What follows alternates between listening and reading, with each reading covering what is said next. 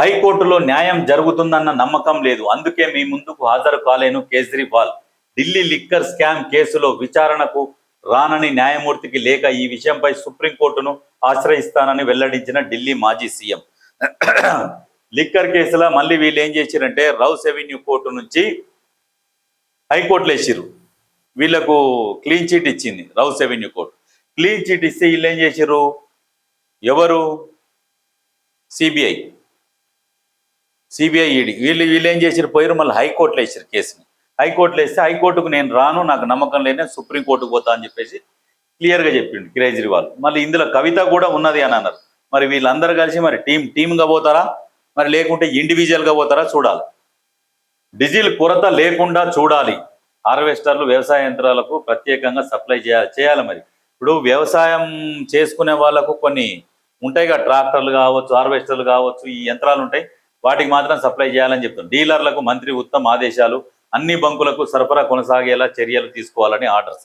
మన దగ్గర పుష్కలంగా ఉన్నది డీజిల్, పెట్రోల్ మన దగ్గర నిల్వలు ఉన్నాయి. ఎందుకు నిల్వలు ఉన్నాయి అంటే కూడా మనము ఉమ్మడి ఆంధ్రప్రదేశ్గా ఉన్నప్పుడే ఇక్కడ ఇది రాజధాని కాబట్టి ఎక్కువ నిల్వలు చేసుకొని పెట్టుకున్నారు. మనకు సరిపోనున్నది, 3 నెలలకు సరిపోనున్నది. కకృతి పడి పెట్రోల్ ఎక్కువ పోసుకొని బండ్లలో పెట్టుకొని ఈ ఎండకు 46, 45, 44 అట్లా నడుస్తున్నది ఎండ. ఈ ఎండకు ఆవిరైపోతుంది. అట్లా నష్టపోతారు, ఇట్లా నష్టపోతారు ముందు ఓపించుకొని.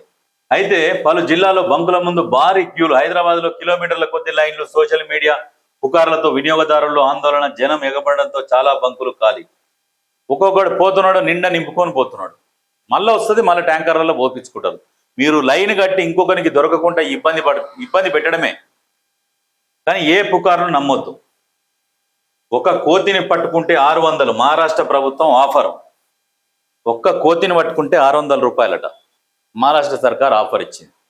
అయితే మేము లొంగిపోతాం సార్, పునరావాసం కింద మా అడవిని మాకు ఇచ్చేయండి చాలు, వెళ్ళిపోతాం. కోతులు ఏమంటున్నాయి, మేము లొంగిపోతాం, మీరు 600 ఎందుకు ఖర్చు పెట్టుకున్నాడు, మా అడవులు మాకు క్లియర్గా నీట్గా ఉంచుర్రి, ఆ చెట్లు నరకకుర్రి, అడవులని కబ్జాలు చేయకుర్రి, అడవులను మీరు కాపాడితే మేము పోయి మా అడవులకు మేము వెళ్ళిపోతాము. మీరు అడవులలోకి వచ్చి మీరు అడవులని నరికేస్తున్నారు కాబట్టే మేము ఊర్లలోకి రావాల్సి వస్తున్నది అని చెప్పేసి ఒక కార్టూన్ గీసిండు. దాంట్లో ఎంత అర్థం ఉన్నది చూడు. ఒక కార్టూనిస్టు మొత్తం ఒక ఇమాజిన్ చేసుకొని గీస్తారు ఒక కార్టూన్ని. కొంతమంది అనుకుంటారు ఏదో ఇట్లా పెన్తో ఇట్లా వేసిరు కదా అని అనుకుంటారు. దాంట్లో ఒక అర్థం వచ్చేలా ఏదైనా సమాజంలో జరుగుతున్న దాన్ని, ఏం జరుగుతున్న దాన్ని దృష్టిలో పెట్టుకొని దానికి ఒక అర్థం వచ్చేలాగా కార్టూన్ గీస్తారు. ఇప్పుడు అంత అర్థం ఉన్నది దాంట్లో. కర్గులో పేరుకుపోతున్న చమురు నిల్వలు, ఇరాన్లో చమురు నిల్వలు నిండిపోతున్నాయి. హార్మోజును అమెరికా దిగ్బంధించడంతో ఎగుమతులు నిలిచిపోయి ఉత్పత్తి అయిన చమురును ఎక్కడ నిల్వ చేయాలో తెలియక తలలు పట్టుకుంటున్నది. చమురు నిల్వలు, హార్మోజ్ జలసంధిని అమెరికా దిగ్బంధం చేసింది. ఇక అక్కడి నుంచి ఏవి పోవద్దు రావద్దని. ఈ అమెరికా కూడా అయితే వీనితోనైతే సర్వం ప్రపంచం మొత్తం ఇబ్బంది పడుతుంది. మరి ప్రపంచ దేశాలన్నీ ఏకమయ్యి మరి వాన్నే ధిక్కరిస్తే అయిపోతుంది కదా. అజమాయిషిని ధిక్కరించి లాస్ట్కి వీళ్ళందరూ కలిసి వాని మీద దాడి చేస్తే అయిపోతుంది. అటువంటి పరిస్థితి క్రియేట్ చేస్తున్నాడు. ప్రతి ఒక్కరిని ఇబ్బంది పెడుతున్నాడు. 30,000 మందిని తీసేస్తున్న ఒరాకిల్ టెక్ కంపెనీ ఒరాకిల్ 20,000 నుంచి 30,000 మందిని తీసేస్తామని ప్రకటించింది. America, Bharat, Canada, Latin America ప్రాంతాల్లో ఉద్యోగులను తొలగించనుంది. ఏఐ ఆధారిత ఆటోమేషన్ పెరుగుతున్నందున ఈ నిర్ణయం తీసుకున్నట్లు తెలిపింది. ఉద్యోగాలు కష్టంగానే ఉన్నాయి. అందరూ కూడా ఎంతసేపటికి ఇక దీని మీద ఆధారపడకుండా ఇక ఏఐకి సంబంధం లేకుండా ఏవేవి ఉంటాయో అవి దోలాడుకుంటే చాలా బెటర్. ఇక ఇప్పుడు బేసిక్గా కొన్ని ఇప్పుడు కాలేజీలు ఉంటాయి కదా, కాలేజీ నుంచి ప్లేస్మెంట్ ఇస్తామని చెప్తారు. ఇప్పుడు ఆ ప్లేస్మెంట్లను కూడా రద్దు చేసినాయి. మేము ఎవరికి కూడా ఇక ప్లేస్మెంట్ ఇచ్చేది లేదు, ఏఐ ఆధారిత మేము రన్ చేసుకుంటున్నామని చాలా కంపెనీలు చెప్తున్నాయి. ఉద్యోగాలకు ఇప్పుడు మామూలుగా బర్డెన్ పడతలేదు. ఉద్యోగాలు లేక ఎంతమంది ఎన్ని రకాల ఇబ్బందులు పడుతున్నారో అన్ని రకాల ఇబ్బందులు పడుతున్నారు. దీనికి పరిష్కార మార్గం వెతకాలి. నీ ముఖం మీద మరకలున్నాయి, నువ్వు అందంగా లేవు, నిన్ను పెళ్లి చేసుకోలేను, ఒకవేళ చేసుకోవాలంటే నాకు అదనపు కట్నం ఇవ్వాల్సిందే అంటూ యువతిని కాబోయే భర్త బ్లాక్మెయిల్ చేసిన ఘటన మల్కాజిగిరి పోలీస్ కమిషనరేట్ పరిధిలో చోటు చేసుకుంది.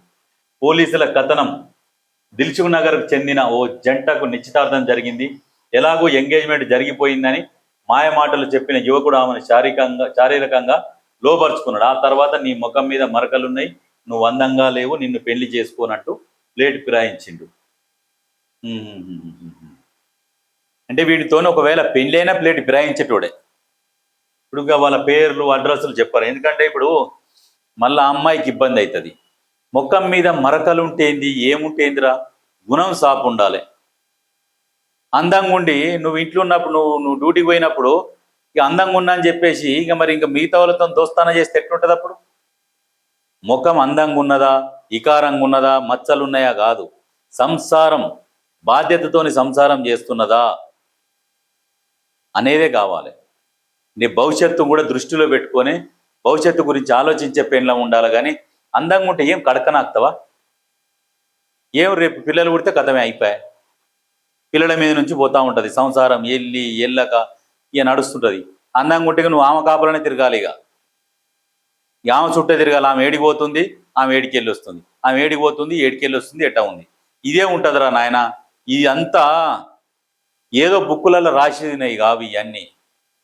ఇవన్నీ సమాజాన్ని చదివితే ఇవన్నీ తెలుస్తాయి. ఇవన్నీ పెట్టుకొని చేసుకుంటే ఇప్పుడు ఏమంటే కేసు పెడతారు. కేసు పెడితే తోడుకలు తీస్తారు. బిడ్డ ఊకనే పోయి కలిసినావు, ఊకనే పోయి బిగ్గర ఇక శారీరక సంబంధం పెట్టుకున్నావా, ఎటుకుడు పెళ్లి చేసుకుంటావా, అటువంటి అనేవి మరి పెళ్లి చేసుకోవాలి. అప్పుడు కలుస్తప్పుడు తెలియదా? అందుకని తెలివి ఉన్నోళ్ళని చేసుకోవాలి. అందంగా ఉన్నోళ్ళు కాదు ముఖ్యం, తెలివి ఉండాలి. వాళ్ళకు కూడా ఒక లక్ష్యం ఉండాలి. మాకు ఇది కావాలి, మేము భవిష్యత్తులో ఈ పని చేసుకోవాలి, ఇగో మేము ఇట్లా ఎదగాలనే ఒక ఆలోచన ఉండాలి. అందంగా ఉండి రోజు వచ్చినాయి, రోజు మింగి తిందాం, పోయి పబ్బుకు పోదాం, క్లబ్కు పోదాం, జీన్స్ ప్యాంట్ వేసుకుంటా, అది వేసుకుంటా, ఇది ముద్దుకుంటుందా కల్చర్? సిగ్గుండాలి, ఆలోచన చేయాలి. పొరగాలు కూడా అందం కాదురా నాయన, మంచిగా చదువుకున్నదా, తెలివి కల్లదా, భవిష్యత్తు మీద భయం ఉన్నదా, ఆలోచన ఉన్నదా, అటువంటి అమ్మాయి కావాలి. ఎవడన్నా నిజంగా తెలివి కల్లోడు ఇటువంటి ఆలోచనలు చేస్తాడు. కానీ ఇగో ఈ పనికి మాలినోడికి ఇటువంటి ఆలోచనలు చేస్తాడు. అందుకనే జాగ్రత్త.